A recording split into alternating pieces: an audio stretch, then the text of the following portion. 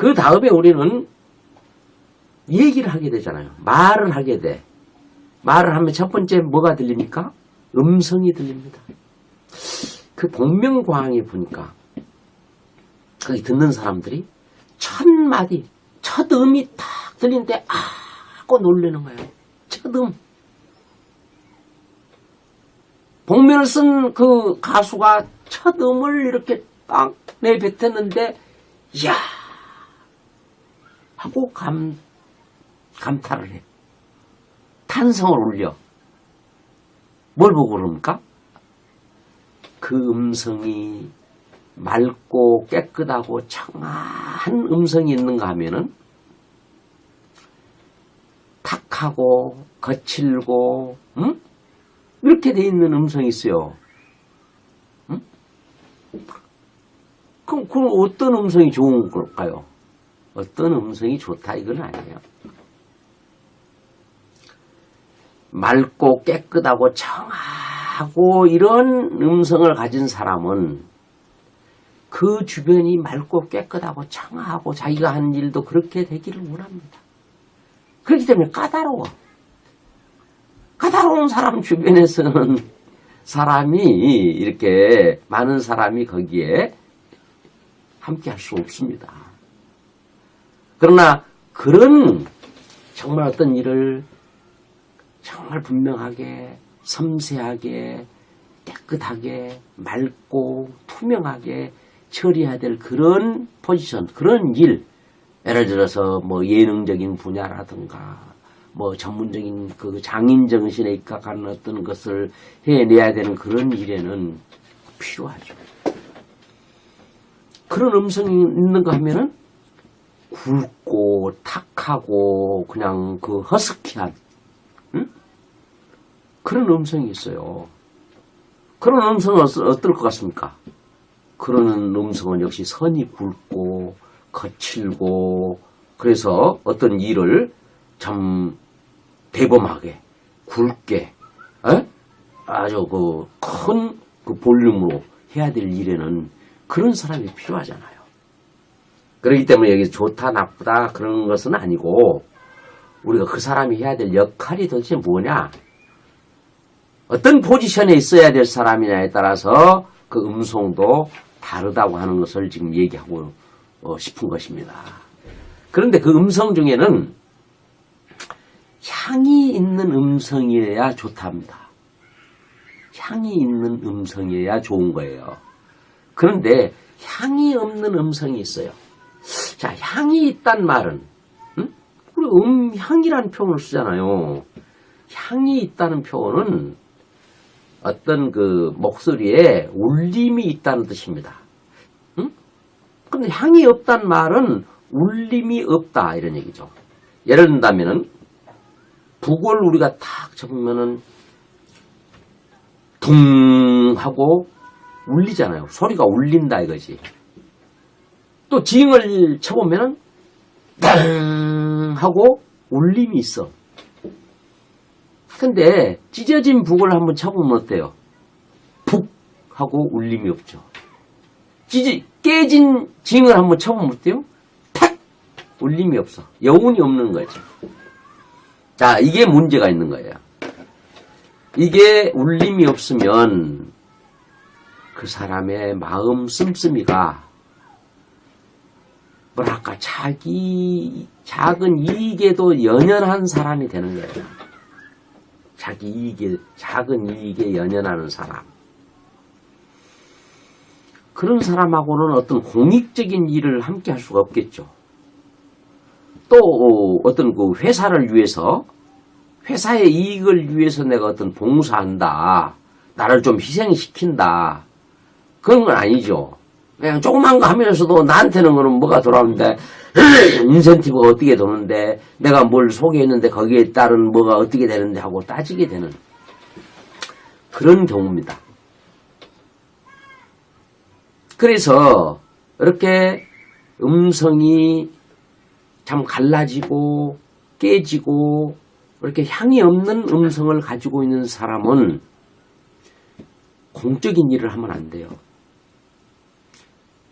나는 그 대표적인 그런 우리가 다 알고 있는 대표적인 인물이 바로 이 MB라고 합니다. 임 MB.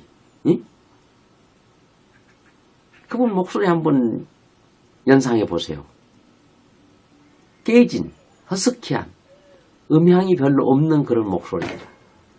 그런 목소리를 가지면은 본인 머리로는 그냥 하여튼 공익을 위해서 어떻게 해야 되는데 하면서도 결과적인 선택은 자기 이익을 위해서 너무 챙기다 보니까 국익에 반하는 그런 일도 하게 된다는 거죠.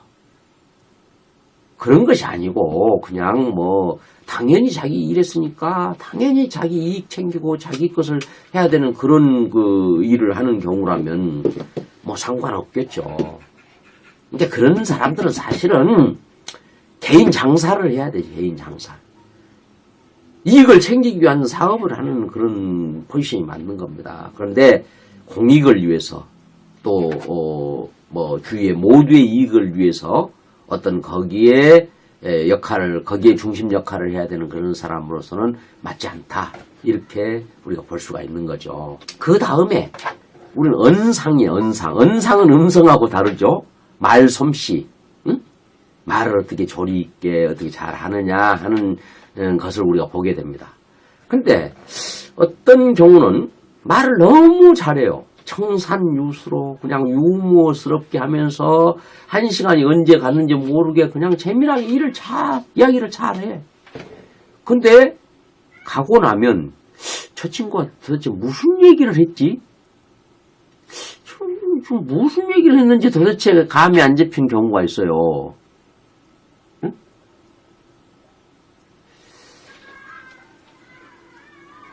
그건 뭘 의미하는 겁니까? 물론 처음부터 그냥 우리 여성들이 그냥 어떤 목적 없이 수다 떨다가 온 경우는 그거하고 이거하고 상관없죠. 그러나 모처럼 누구를 만나러 갔단 말은 목적이 있어서 가는 거 아니에요. 목적 있는 미팅인데도 불구하고 그 친구가 지금 무슨 얘기를 하고 갔지? 이걸 알 수가 없다. 그러면 그 문제가 있는 거잖아요. 분명히 자기는 어떤 목적을 가지고 이유가 있어서 왔는데 그걸 상대방이 못 느끼고 있다. 그것은 할 말을 못하고 갔다는 얘기죠. 자, 그런 경우에 말을 그냥 유창하게 유머스럽게 아주 그냥 청산유수로 잘 한다고 해서 그 사람을 우리 회사의 대변인으로 세울 수 있겠습니까? 우리 회사를 대신해서 어떤 빅 비즈니스의 미팅에 담당자로 내보낼 수가 있겠어요? 그런 포지션은 맞지 않는 거죠. 그런 포지션은 맞지 않다. 근데 오히려 그 사람 별로 말도 안 해. 그냥 맞장구 치면서 그러시냐고 재밌게 들어주고 상대방이 말이 없으면 오히려 질문해가지고 말을 하게 만들고 그러다가 결정적인 순간에 단 한마디로 자기의 목적을 달성하고 가는 사람이 있어요. 자기가 하려고 했던 말을 탁 분명하게 던지고 가는 사람이 있어요. 그런 사람이 고수 아니겠어요? 그런 사람이 노련한 사람이죠. 예를 들어서 축구를 보면 예전에 우리 그 국가대표 선수들이 경기하는 것을 이렇게 봐도 그라운드를 그냥 동서남북으로 정신없이 뛰어다니는데 골은 한 골도 못 넣어. 응? 골문 앞에서 계속해서 왔다 갔다 하는데도 결국은 골을 넣지 못하는 그런 안타까운 경기를 많이 봤습니다. 그런데 요즘에 문전 처리를 잘하는 그런 선수들이 나왔더라고요. 그런 선수들이 나타났어요. 손흥민이라든가 이런 식으로 보니까 문제는 기회가 딱 왔을 때 꼭지를 따버려. 기회가 딱 왔을 때 골인 시켜버리는 거예요. 응? 그전에는 보면은 누구에게 그 골을 센터링 해줘야 된다고 해갖고 계속해서 그 사람이 유리한 포지션에 있지 않는데도 불구하고 글이 날려가지고 결국은 그 아까운 볼을 놓치는 경우가 많은데 지금은 그렇지 않더라고. 수비로 있던 친구도 와가서 기회 가서 그냥 밀어 엿버려. 그런 겁니다. 그래서 말도 유창하게 그냥 유머스럽게 장황하게 그냥 잘하는 게 중요한 것이 아니고 말수가 적고 별로 안 하더라도 결정적인 순간에 마치 중요한 포지션에 서 있다가 굴러오는 볼을 그냥 살짝 뒤밀었는데 골이 되는 것처럼 우리는 상대방이 의식도 못할 때 슬쩍 한번 던진 그 말이 내가 본래 하려고 했던 그 목적을 이루고 가는 그것이 바로 고수의 말솜씨다는 얘기죠. 문제는 그 사람이 말을 정말 설득력 있게 할 말을 하고 필요 없는 말을 하지 않아. 말을 하다가 자꾸 3000%로 빠지는 사람이 있어요. 그 말 해야 될 필요가 없는데 3000%로 빠져. 자꾸 온 동네를 헤매다가 다시 원위치로 와보니까 시간이 다 돼가지고 헤어질 시간이 돼버렸어. 그런 경우를 우리가 그 말의 상을 보는 것이다 하는 겁니다. 여기서 우리가 이제 조금 더 짚고 넘어가야 될 것은 이 마이상법에 얼로라는 표현을 쓰세요.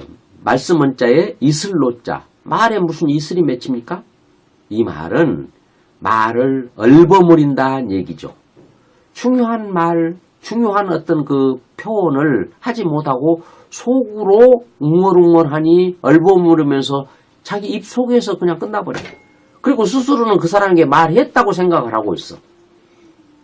이런 경우 어떻게 설득을 할 수가 있겠어요? 자기가 할 말을 뚜렷하게 또박또박 그 마무리를 정확하게 하는 말이어야 의사가 분명하게 전달이 되고 설득이 되고 그 말의 목적이 이루어질 수 있는 것이라는 얘기죠. 응?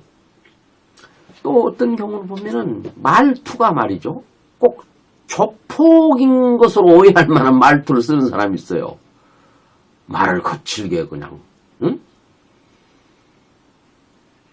말을 그냥 우악스럽게. 그런 경우는 자기가 그냥 이렇게 뭔가 박력 있고 또 자기도 뭔가 이렇게 좀 하는 그런 사람인 것처럼 보이게 하려고 하는 그런 것일 수도 있겠지만 그건 아닌 거죠. 그런 사람하고 겁나 솔직히 같이 일하겠어요. 그런 건 아니다. 그렇기 때문에 다른 것보다는 말은 고칠 수가 있어요. 말을 고치도록 노력해야 돼. 어휘의 선택도 마찬가지입니다. 어휘의 선택도 우리가 잘해서 의사가 반듯하게 전달될 수 있도록 그렇게 해야 된다 하는 것을 제가 말씀을 드리고 싶습니다. 아까도 말씀드렸습니다마는 마지막 문전철이 꼴문 앞에서 빙빙 돌지 않고 문전철을 분명히 다시 말해서 마무리를 잘해야 된다. 이게 말한 이유와 목적이 분명하잖아요. 그 마무리를 잘해야 된다. 다른 말로 하면 꼭지를 따야 된다. 근데 이런 경우는 있죠. 좀 그 사람의 눈을 능시하고 함께 이야기하다 보니까 지금 그 상대방의 입장 상황이 오늘은 본론을 꺼내서는 안 돼. 그런 상황이기 때문에 이것은 후의를 도모해야 되겠다 하고 말을 꺼내지 않는 경우는 제가 지금까지 한 말하고는 다른 겁니다. 그래서 말을 하면서 어디를 보냐 이게 중요한 거예요. 말을 하면서 상대방을 보지 않고 천당을 쳐다보고 계속 얘기를 한다든가 땅바닥을 쳐다보면서 얘기한다든가 먼 산을 쳐다보면서 얘기하면 어떻게 상대방이 지금 상황이 어떤 것인지를 읽을 수가 있어요. 상대방이 내 말을 좀 계속해서 참 호의적으로 받아들이고 있는지 접수를 하고 있는지 알 수 있잖아요. 근데 나하고 대화하고 있지만 상대방이 지금 생각은 관심은 딴 데 있어. 지금 저 콩밭에 가 있어. 근데 거기다 대놓고 내 중요한 얘기를 해요? 안 먹게 들어가죠. 저 사람이 관심 콩밭에 있다면 그 사람의 콩밭 이야기를 해야 돼. 그래 놓고 다시 도모를 한다든가 운 좋게 콩밭 얘기를 하다가 지금 골인시켜야 될 결정적인 시기가 왔다면 단 짧은 한마디로 해결을 볼 수가 있는 것이죠. 자, 이렇게 그 사람의 말 설득력이라든가 말 솜씨를 보고 우리는 그 사람을 어떤 일을 시켜야 될 것인가 하는 걸 가늠해 볼 수가 있고, 그런 사람이야말로 우리 회사에, 우리 단체에 대표로서, 대변인으로서, 대리로서 우리가 세울 수 있는 그런 사람이 아니겠냐 하는 그런 얘기를 지금 하고 싶은 겁니다.